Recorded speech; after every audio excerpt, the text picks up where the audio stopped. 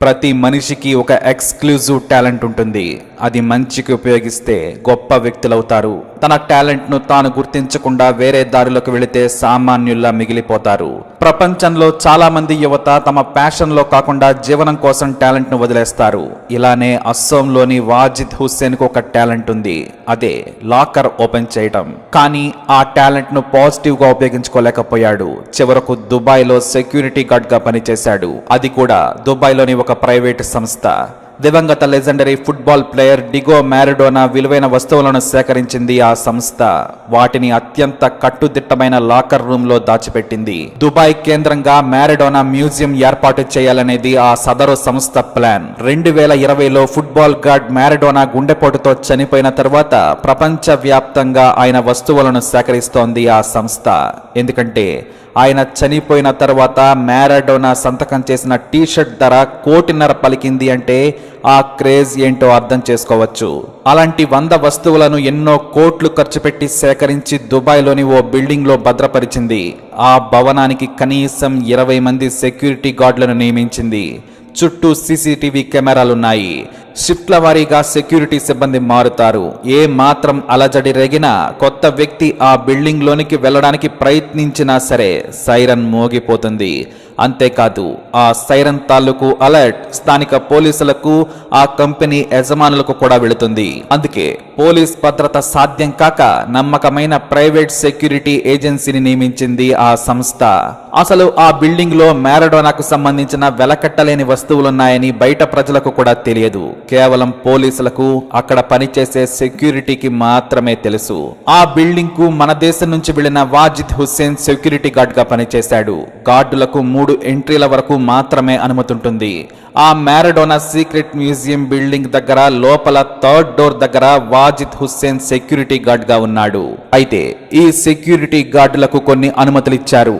ప్రతిసారి సైరన్ మోగకుండా వారి చేతులు తగిలినా తెలియక ముందుకు వెళ్ళినా అలర్ట్ కాకుండా ఫింగర్ ప్రింట్స్ ని ముందే రికార్డ్ చేసి సాఫ్ట్వేర్ లో ఉంచారు. ఎందుకంటే ఏదైనా భద్రతా లోపం జరిగినప్పుడు వారి ద్వారా ఫాల్స్ అలారం మోగొద్దనేది సదరు సెక్యూరిటీ ఏజెన్సీ ప్లాన్. అంతా పర్ఫెక్ట్ గా ఉంది. మ్యూజియం భద్రంగా ఉంది. వాజిద్ హుస్సేన్ దాదాపు 4 నెలలు సెక్యూరిటీ గార్డ్ గా పనిచేసిన తర్వాత తన ఆరోగ్యం బాగాలేదు అని రాజీనామా చేసేశాడు. మ్యూజియంలో ఎలాంటి దొంగతనాలు జరగలేదు. కానీ 6 నెలల తర్వాత అంటే ఆగస్టు 21, 2021న కొత్త వస్తువులను సేకరించి మ్యూజియంలోని హెవీ సెక్యూరిటీ ఉన్న లాకర్ రూమ్ లో పెట్టేందుకు ఓపెన్ చేశారు. మరో లాకర్ ఏర్పాటు చేసి మ్యారడోనా వాడిన షూస్, పెన్, టీ-షర్ట్స్ ను దాచిపెట్టారు. అయితే పాత వస్తువులను కూడా ఓసారి ఆడిటింగ్ చేశారు సదరు సంస్థ యాజమానులు. కానీ వారికి మతిపోయే విషయం తెలిసింది. ఎందుకంటే ఎంతో కష్టపడి కోట్లు చెల్లించి మ్యారడోనా కుటుంబం నుంచి హుబ్లట్ వాచ్ ను సేకరించారు. అది మిస్ అయింది. ఈ వాచ్ అసలు ఖరీదు 22 లక్షల రూపాయలు. కానీ ఇప్పుడు దాని ధర వెలకట్టలేం. ఎన్ని కోట్లైనా పలకొచ్చు. ఈ హెరిటేజ్ వాచ్లు ఆయన ధరించినవి 2 ఉన్నాయి. 2010 ఫిఫా వరల్డ్ కప్ సందర్భంగా హుబ్లట్ కంపెనీ ఈ హెరిటేజ్ వాచ్ ను రిలీజ్ చేసింది. అది కూడా మ్యారడోనా పేరు మీద. ఈ వాచ్ వెనకాల మ్యారడోనా సంతకంతో పాటు విజయంతో చేయి ఎత్తిన ఫోటో ఉంటుంది. అది రాత్రి సమయంలో మెరుస్తూ ఉంటుంది. ఇక వాచ్ క్లాక్ లో జెర్సీ నెంబర్ 10ని పెద్దగా ఉంచారు. అంతేకాదు దీని మీద ఉన్న నెంబర్లు, ముళ్ళులు ప్రత్యేకంగా మెరుస్తాయి. ఈ క్రోనోగ్రాఫ్ ఎడిషన్ వాచ్ ని ప్రత్యేకమైన అత్యంత ఖరీదైన మెటల్స్ తో సున్నితంగా తయారు చేశారు. అది కూడా కేవలం 250 వాచ్లను మాత్రమే ఆ కంపెనీ తయారు చేసింది. వాటిలో 2ని మ్యారడోనాకి బహుకరించింది. ఆ ఏడాది వరల్డ్ కప్ కు ఆయన చేతికి 2 వాచీలను ధరించి హాజరయ్యారు. మ్యారడోనా ధరించాడని తెలిసిన తర్వాత గంటలో మొత్తం వాచ్లు అమ్ముడిపోయాయి. అలాంటిది ఆయన స్వయంగా వాడిన వాచ్ ను మ్యూజియంలో భద్రపరిచారు. ఆడిటింగ్ సమయంలో హుబ్లట్ వాచ్ కనిపించలేదు. దానితో పాటు మరికొన్ని వస్తువులు మిస్ అయ్యాయి. గది తాళం వేసినట్టే ఉంది. లాకర్ ను ఎవ్వరూ ఓపెన్ చేయలేదు. కానీ వాచ్ మిస్ అయింది. అది ఎలా సాధ్యం? ఆ వాచ్ కొన్ని కోట్ల విలువైనది. పైగా మ్యారడోనా జ్ఞాపకం. అంతేకాదు ఆ వాచ్తో మ్యూజియానికే కొత్త కళ వస్తుంది అనుకున్నారు. కానీ వారి మతి పోగొట్టే విషయం జరిగింది. దీంతో పోలీసులకు ఫిర్యాదు చేశారు.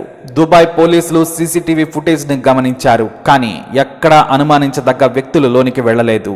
అంటే సెక్యూరిటీ గార్డ్లే ఏదో సమయంలో వెళ్లి ఉండాలనుకున్నారు. ఇక ఆ బిల్డింగ్ సెక్యూరిటీ సంస్థ కూడా తమ ఆఫీసులో ఉండి ప్రతి క్షణం వీడియోల ద్వారా గమనిస్తూ ఉంటుంది. అందుకోసం లక్షల్లో ఛార్జీలు కూడా వసూలు చేస్తుంటుంది. మరి ఇంత భద్రత ఉన్నా ఎలా దొంగిలించబడిందనేది మేధావులకు కూడా అర్థం కాలేదు. దుబాయ్లోని తలపండిన డిటెక్టివ్ పోలీసులకు కూడా అర్థం కాలేదు. ఎందుకంటే ఆ లాకర్ కూడా ప్రఖ్యాత కంపెనీకి చెందినది. దానికోసం కోటి కాంబినేషన్స్ ఉన్నాయి. అంటే కోటి దాటిన తర్వాత కాంబినేషన్ కొడితేనే ఓపెన్ అవుతుంది. మరి దానిని తెరవగలిగేంత దమ్మున్న తోపు ఎవరు? అంతర్జాతీయ ముఠా మాత్రమే ఈ దొంగతనం చేయగలదు అనుకున్నారు. ఈ మధ్య వచ్చే హై సెక్యూరిటీ లాక్లకు మిలియన్ కాంబినేషన్లు కొట్టినా రావు. Latest Hollywood movie army of thieves లో హీరో సెబాస్టియన్ లాకర్స్ ఓపెన్ చేయడంలో ఎక్స్పర్ట్. ఈ టాలెంట్ ను దొంగతనాలకు వాడుతాడు. అది సినిమా, కానీ ఇది జీవితం. మరి అంత టాలెంట్ ఉన్నవారెవరని దుబాయ్ పోలీసులు ఎంత వెతికినా దొరకలేదు. అయితే సెక్యూరిటీ గార్డులపై కేసులు పెట్టి విచారించారు. కానీ అంతకు ముందు 4 నెలలు పనిచేసి అనారోగ్యం పేరుతో సెలవు పెట్టిన భారతీయ గార్డ్ వాజిద్ హుస్సేన్ సైతం విచారించారు. కేసు పెట్టి అతన్ని కోర్టులో ప్రవేశపెట్టిన ఆధారాలు లేకపోవడంతో వదిలేశారు. ఇక తనకు ఆరోగ్యం బాగాలేదని, తన తండ్రి చావు బ్రతుకుల్లో ఉన్నాడని చెప్పి వాజిద్ హుస్సేన్ దుబాయ్ నుంచి తిరిగి అస్సోం వచ్చాడు. నెల తరువాత వస్తానని సదరు సెక్యూరిటీ సంస్థకు చెప్పి భారత్కు వచ్చాడు. దుబాయ్ పోలీసులు ఎంత వెతికినా, ఎంత విచారించినా చిన్న క్లూ కూడా లభించలేదు. అయితే వాజిద్ హుస్సేన్ చేసిన తప్పు ఒక్కటే ఉంది. అనారోగ్యం పేరుతో హఠాత్తుగా డ్యూటీ మానేసిన వాజిద్ ఆ తర్వాత మళ్లీ వస్తానని భారత్ వచ్చి వెనక్కి వెళ్లలేదు. దీంతో దుబాయ్ పోలీసులకు వాజిద్ హుస్సేన్ పై అనుమానం వచ్చింది. వెంటనే అతని పాస్పోర్ట్ డీటెయిల్స్ తో భారత్ ఇంటర్పోల్ అధికారులను సంప్రదించారు. అత్యంత ఖరీదైన వెలకట్టలేని మ్యారడోనా వాచ్ దొంగతనంతో వాజిద్ హుస్సేన్ కోసం వెతుకుతున్నాం. అతన్ని అరెస్టు చేసి విచారించాలని, ఆ వాచ్ కోసం వెతకాలని దుబాయ్ పోలీసులు భారత్ను రిక్వెస్ట్ చేసుకున్నారు. దీంతో భారత ఇంటర్పోల్ పోలీసులు అస్సోం డీజీపీకి సమాచారం ఇచ్చారు. అస్సోం డీజీపీ జీపీ సింగ్ వాజిద్ హుస్సేన్ ఉండే శివసాగర్ జిల్లా ఎస్పీని అలర్ట్ చేశారు.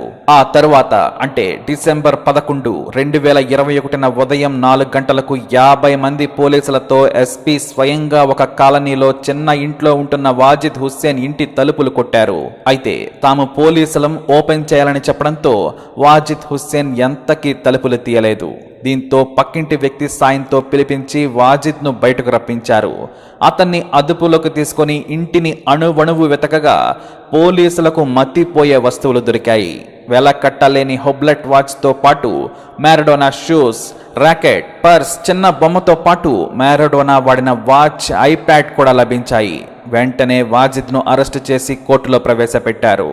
ఇక అదే రోజు దుబాయ్ పోలీసులు అస్సోం వచ్చి కోట్ల విలువైన మ్యారడోనా వస్తువులను ప్రత్యేక విమానంలో తీసుకెళ్లారు.